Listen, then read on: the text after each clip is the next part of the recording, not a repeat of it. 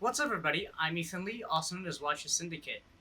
Starting off the weekly recap, in the stock market, on the 30th, I was paid twice on the managed account for my parents. $3.44 from Invesco Exchange Trade, ticker symbol SPHD, and $100.86 from Invesco Mortgage Capital, ticker symbol IVR. I was also paid by those very two same companies in my own personal account, however at a much smaller magnitude. $0.16 from SPHD and $0.62 from IVR. While I usually try to buy and hold, I also do some riskier plays. After being paid the dividend from IVR, I felt that I've gotten every penny I could from that investment. The reason I entered into IVR originally was due to the initial crash back in March. Before then, it was about a $20 stock with a $2 dividend, which is fairly normal. After the stock crashed, the price went down to $3. After the stock crashed down to $3, they tried to renegotiate and lower the dividend without it having completely collapsing. That's why my very small investment of $2.88 ended up paying me 62 cents, which is a whopping 20% dividend. After they paid out, they ended up readjusting their dividend back to 2%, which would come out to be about 8 cents per share as opposed to $2. Using the $1.50 I got from selling IVR, I bought some more Wells Fargo, ticker symbol WFC. I am only able to get 0.058 shares of Wells Fargo, turning my total estimated annual income from $19.65 to $19.77. Once again, I'm putting more money into Wells Fargo to try and lower my average cost, which I went into a little higher than I probably should have. My average cost per share was $30.23 and now has been brought down to $29.90. The lower it is, the better it is. This week, I also decided to pay off $100 worth of the PayPal credit debt, along with $18.50 of the Discover It cashback card debt, which mostly consists of our daily transactions such as gas or food. Over the past few weeks, I pre-ordered a couple things and they finally came in, so I went and picked them up. I picked up a full 5-deck set of Ikoria Commander decks. Yes, the very same ones I've been liquidating into singles over the past few weeks. The Ikoria Commander decks, I've gotten them for fairly cheap, I'd like to think, which only was about $30 per deck, and in total, the set of 5 was $150. I also picked up a box of Core Set 2021 Collector's Boosters. The Collector's Booster box is the only place to get certain variations of many sought-after cards. With a very limited print run, I figured I'd grab one to hold. I'm also a member of a private Magic the Gathering group on Facebook where we typically exchange information and knowledge while also buying and selling at discounted prices to each other. We held a Secret Santa event back in December, and it was an extreme hit. With the amazing success of that one, we decided to run another one in July. I sent out my portion a couple days ago, and also, I received my end too. You can check out the unboxing of it in this video. The Alliance pack I opened in the video was older than I am. I believe it was printed in 1994, and I am definitely not that old. I just have a thing for old products, especially ones that are older than me. Something about holding the cards and just realizing that this piece of cardboard has been longer on this earth than I technically have. It's just something about that gets to me, and it's just very nice to hold and just feel the history of it. The other thing that I was quite excited about from that little gift was that another thing I was very excited about during the unboxing is that I can now finally add this pre-release kit to my collection.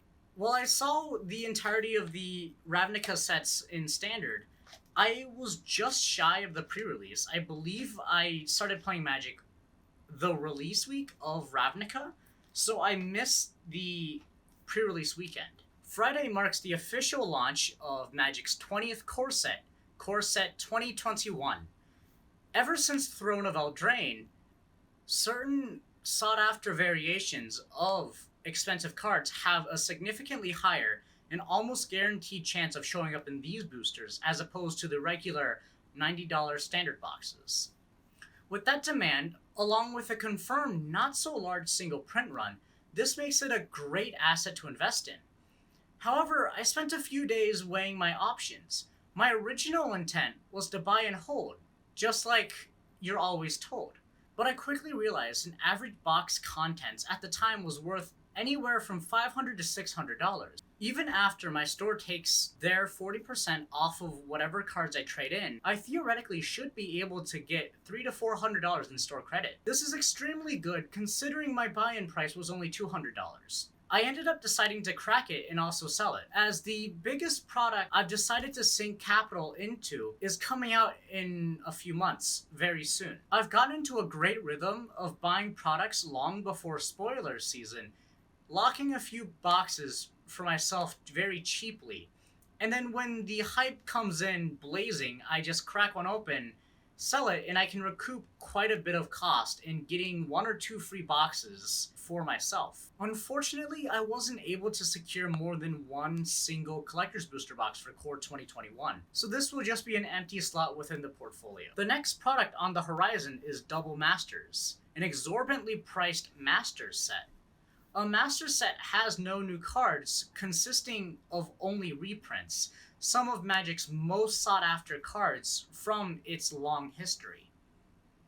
I'm planning on getting 3 of them at minimum for myself, and up to 50 of them to sell to my private Facebook group. The tentative price so far is about $260 per box.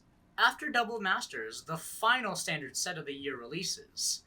With the release of Double Masters, I see myself cracking one of the boxes for fun and then selling the cards, and keeping the rest for myself. Zendikar Rising drops in Q4 of 2021. Zendikar has been one of my favorite planes, and I'm not alone in feeling that towards it. I'm not too worried about getting a booster box of it, as history has shown standard boxes are typically available for 1 to 2 years. However, I'd like to get 2 or 3 collector boxes of it. Hopefully, with the selling of Double Masters, I should be able to fund an entire collector's box or 2 of Zendikar. It's just this continuous cycle of buying low and selling high, all while getting more equity for myself in the process. Friday also marks the end of a very, very, very long saga. February 14th, an exclusive product in Wizards' Secret Lair drop series released. The premise of the entire line of products is that it's incredibly exclusive and scarce. For a given amount of time, anyone can order the product. Once the timer runs out, no more will be created. To ensure smooth fulfillment, Wizards prints a small number of these beforehand. Afterwards, they'll print however many more are ordered, which they will fulfill in the upcoming weeks. The product I'm talking about, as many people in the Magic community know, is the Theros Stargazing bundle. When I first bought this bundle, I did not make the initial first run that was already printed, unfortunately. Doubly unfortunate is the pandemic that showed up and took the world by storm. In my honest opinion, Wizards handled the entire situation incredibly poorly, even worse than a dumpster fire. Like, somehow, no one can fault them for having distribution issues in the midst of the pandemic. However, their lackluster ambivalence in communication, along with the continued sale of other secret layers, did a number on their reputation. After 4.5 months, I finally got what I paid for. However, in those 4.5 months, 8 other secret layers have been put out on sale, and subsequently, their fulfillment has been put on hold because of the still going on pandemic. I decided to offer a full set of Theros Stargazing on eBay for sale.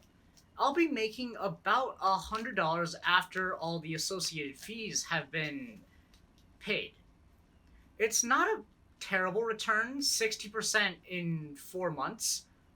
Along with the secret lair I listed, I also listed a dozen or so digital codes from Magic the Gathering Arena. I don't play Arena whatsoever because I just dislike trading card games online. Something about the fact that at a moment's notice, their servers could shut down and you could lose however much money you've sunk into it just didn't sit well with me. I find that listing them is a little bonus. I find that listing them nets me very little revenue, but it's a nice bonus.